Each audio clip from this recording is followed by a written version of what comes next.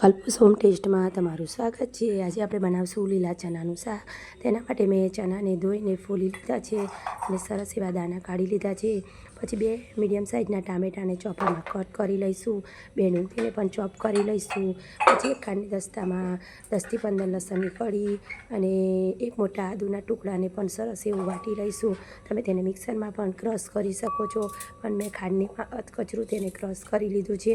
આપણું આદુ લસણ સરસ વટાઈ જાય પછી આપણે ચણાને લઈ લઈશું અને એક બાજુ કઢાઈ ગરમ કરવા માટે મૂકી દઈશું। આપણી કઢાઈ ગરમ થાય પછી તેમાં 2 મોટા ચમચા ભરીને તેલ નાખીશું।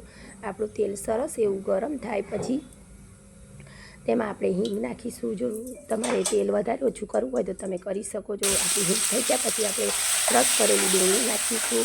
ડુંગળી આપણી સરસ ગોલ્ડન બ્રાઉન થાય પછી આપણે તેમાં જે આદુ લસણ વાટેલું હતું તે નાખીશું। તેમાં મેં 2 ચમચી લાલ મરચું પાવડર, 1 ચમચી હળદર પાવડર અને 1 ચમચી ધાણા જીરું પાવડર નાખી છે। તેને સરસ એવું થવા દઈશું। પછી 1 ચમચી મીઠું નાખીશું।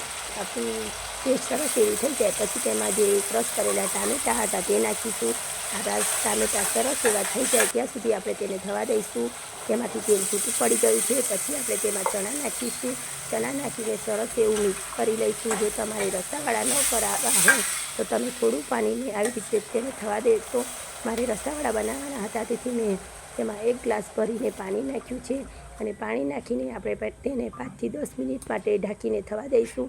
પછી આપણે ચેક કરી લઈશું કે આપણા ચણા થઈ ગયા છે। તેમાં 1 ચમચી જેટલો મેં ગોળ નાખ્યો છે।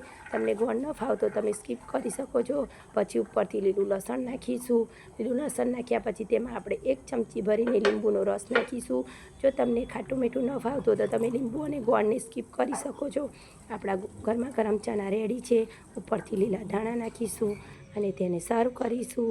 આજે મેં તેને રોટલી અને ભાત જોડે સર્વ કર્યા છે। તમે તેને રોટલા જોડે પણ સર્વ કરી શકો છો।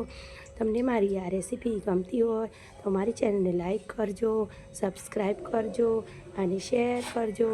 તમારો ધન્યવાદ। જય માતાજી।